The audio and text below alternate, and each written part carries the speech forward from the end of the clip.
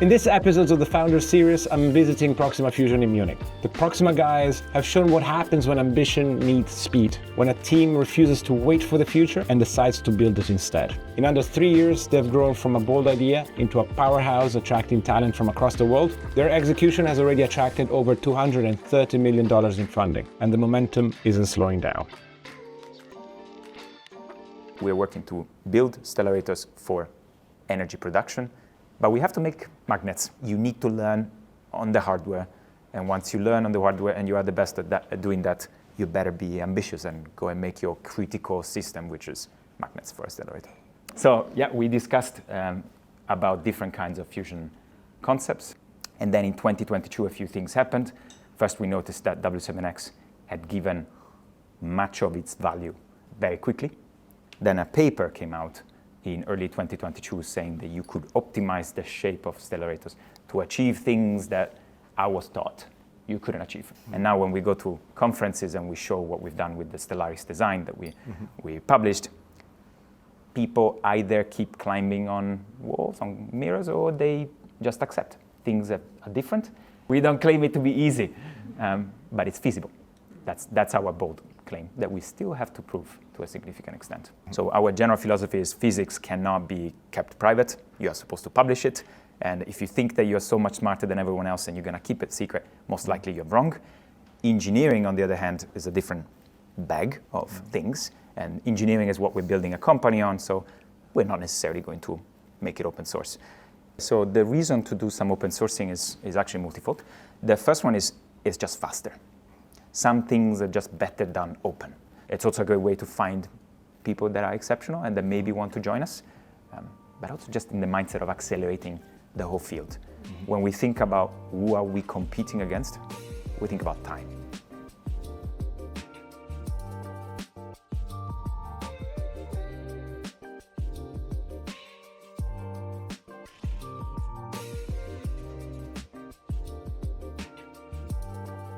So what happens in this particular lab? Loads and loads of prototyping. So originally we thought we're going to use this lab for all the small prototyping that you're going to do to go fast. There was a time where we were not entirely sure whether a design would work. Yeah. And then people started to discuss. And what Jonathan did was like, well, you know what guys, I'm just going to do it now. So he went to the lab and he did it and it worked. Yeah. And so like whole discussion, cut down, it works, let's continue. I see. And so like that's the kind of mindset that we're pushing for a lot, right? Instead of getting stuck in theoretical discussions, if we can test it, we should do it. We still, obviously, we cannot build a lot of stellarators and then just test them around. We got to build the one thing, and that's why we got to go for simulations. Yeah. But you can always, in incremental steps, test some more hardware. We were not driven by counting revenue. The first person that asked us, "What's your business model?" got a pretty disappointing answer. It is build the thing, and then we'll see. So we started thinking about the impact of politics right away. Our DNA has always been to work with IPP and figuring out that complexity that exists. We had to go and talk to the government. We were hoping for grants, let's say, but we always knew that fusion needs appropriate regulation, that we would need to tell the story correctly, not to be rejected by the ecosystem. So we started right away. Proxima is an image of a public-private partnership with support also from the government in terms of grants, and we're going out to build the stellarator with an ecosystem. Now we have the money to try to show that we certainly have a lot of opinions. Now it's the right time to show that some of them are right and probably some are wrong. So the pressure is on, actually. Absolutely, but it's still very early stage. People often say there is not enough funding in Europe. I think that is both true and actually not very important in our case.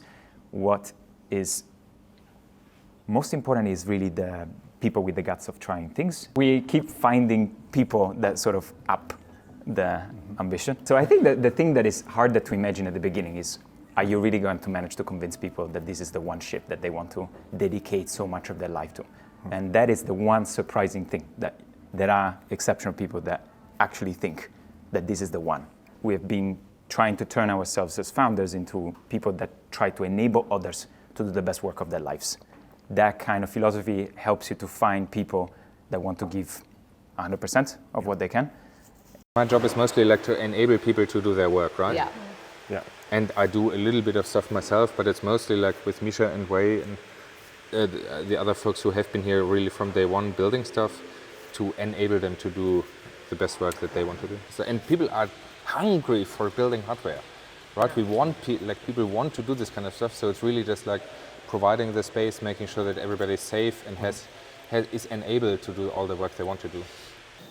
But some of the people that we need the most are people that just want to work really hard and bring a founder vibe basically into operations team. We need the mechanical engineers that just graduated. We need the software engineers who worked in marketing, online sales, but then they actually have a lot that they can do on a fusion device. This kind of skill sets that we're trying to bring in come from completely different industries, from automobile to aerospace to software engineering to operations. People that do program management, people that do risk assessments.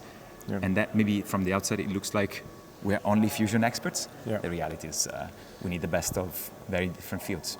We came into it thinking this is going to be a big thing. We need the right people to come together. We have this as among our team values, mission over ego.